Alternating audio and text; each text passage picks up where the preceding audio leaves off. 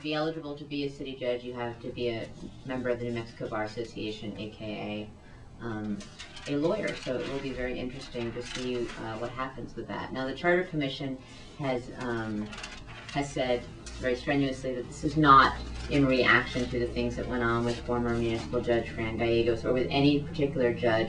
They said that they were given a presentation by, I think, the Judicial Commission standards about, examples from all over the country about how it improves the system when you have a judge who went to law school.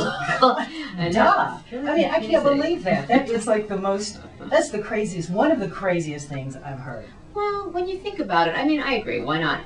I don't think that being a lawyer necessarily means you're not going to break a law or screw up. But maybe you might be a little bit more familiar with the law. You will. I mean, if you really look at what gets handled in municipal court, it's not so complicated that you necessarily need a law degree to understand. It's mostly driving violations, but especially with the things that went on with DWI in the last court, it's a good idea. And if you look at the current judge who has a law degree, Ann Yalman, and how quiet it's been since she was there, and the fact that no one's even running for municipal judge this year, which I can't even remember a time when there wasn't this like super rowdy, crazy municipal judge race. So, we'll see. We'll see what voters say. A lot of people feel strongly about not having a lawyer in municipal court. The argument's always been that you have a people's court, and people's court means it's just a people judging you. So yeah, it's less likely to be corrupted. So we will see what happens. And there's actually several charter amendments that we've endorsed all of them. A lot of them are very interesting. One of them creates public campaign financing, or requires the city council to create an ordinance to have publicly financed municipal elections, and that could make a huge difference in upcoming years if we had that. And then another one would create ranked choice voting. I'm not sure if you're familiar with what that is, but ranked choice voting means that when you vote, you wouldn't just vote for, say, I vote for David Costa for mayor. You could say, well, he's my first choice, so-and-so is my second choice, and so-and-so is my third choice. And if no one candidate gets at least a majority of the vote, then the lowest vote getter, their votes roll over to whomever the person was that was their second choice. So, and that keeps happening until a majority of voters have picked a candidate. And that sort of does two things. Number one, you don't have someone elected to office by 30% of the people. And number two, you don't have people having to make these kind of deal with the devil. Well, I want to vote for this person, but I don't think they can win, so I'm going to vote for this person instead. And this is both public financing and ranked choice voting have precedent in other parts of the country, other parts of the world. So we'll see if voters go for it. And also an issue, the reporter has their people that they're favoring for the election. We do have our endorsements for this election.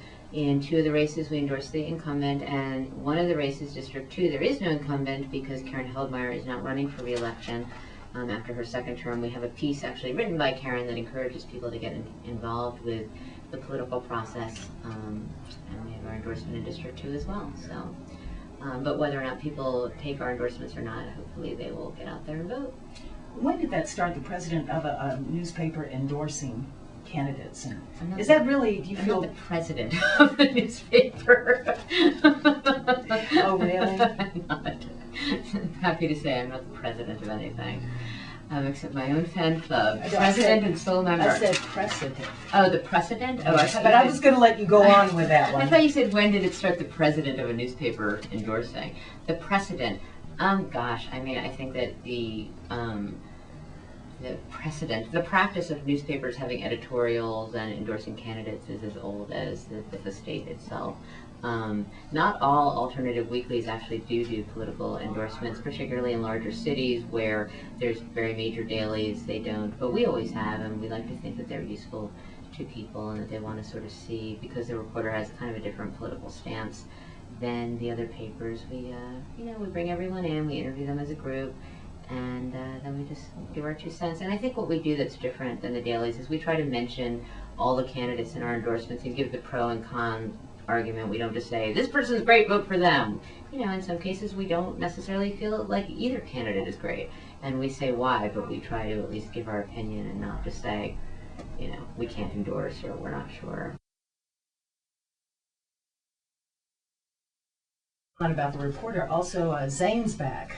Zane is back from his wild adventure, and we've actually moved Zane's World to the news section of the column. For many years it was an arts column, and about 6 months ago I noticed that it no longer ever mentioned arts. It was become very political. So we pulled a Frank Rich and moved him to the news section, and he's also continuing to write visual arts reviews for us in the back of the book. So.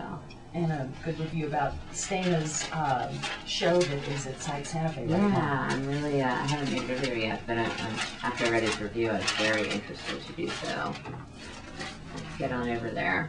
And what else is in the report this issue? Well, we have an interview that I really enjoy with Fred Harris, who's one of New Mexico's superdelegates, who is a big Obama supporter. And he ran for president in the 70s himself. He's a former DNC chairman. So he actually gives the background about how this whole superdelegate thing came to be and what it means and how it works and what he thinks of it. He's such an interesting person. So hopefully anyone who's had some lingering questions about this whole superdelegate thing will get some of their questions answered. Hey, would you do a favor for my friend Butch out in Las Vegas? He's a big fan of yours. He told me to tell you hello today. Would you say hi to Butch? Hey, Butch. You got a fan. That's nice. You got at least one. He can be in my one-person fan club. He can be the vice president. And you're the president, of course. I also wanted to mention we are having a photo contest for our annual manual. You can find the ad for that on page 11. And we're asking people to send us their photographs of Santa Fe, their images of what it's really like to live here. And the winning ones will actually be published in full color in our annual manual, and there'll be a super great prize for the #1 best image. And the deadline for that is March 17th. Find all the details in the paper. So. And we should mention also we are in cahoots with you guys for our House bill for Habitat for Humanity. Oh, that's correct. You are. And I believe that's going to be a big thing at our block party this year in June as well. So you can get more involved with that too. Help build a home. Excellent. And I just noticed the ad for the block party is what, June 18th or something like that, I think. Something like that. And it's so nice to have that to look forward to. And we've had such a cold winter. I just keep imagining, thousands of us hanging out in the reporter parking lot, listening to music, having a margarita. Or 10. Walking home and not driving. Yes, of course. Taking one of those little rickshaws home. I'm so excited the city council might repeal the cell phone ban while driving. I've never been so happy about anything. You know that I'm one of like 3 people that's actually gotten a ticket for doing that? You really have?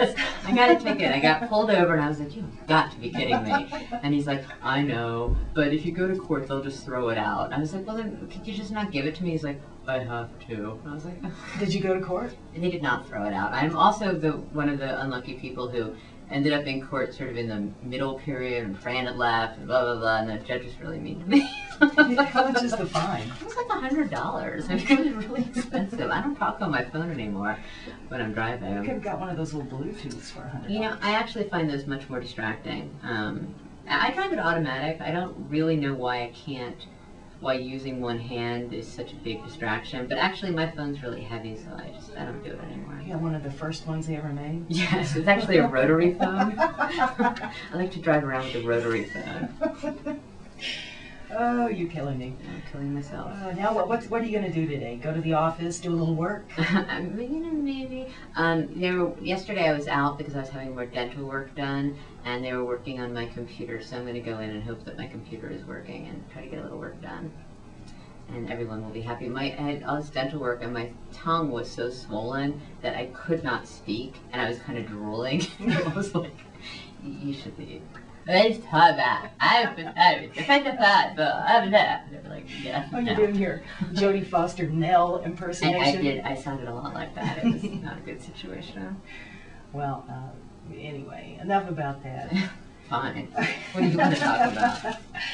I guess that's it for today then. Okay. Julia Goldberg from the Santa Fe Reporter, and the Reporters all over town every Wednesday, and also down in Albuquerque. Thank you, Honey Harris, morning personality for KVAC. And thank you, Julia Goldberg, the Santa Fe Reporter. Okay, this commercial's for you, by the way. Sweet.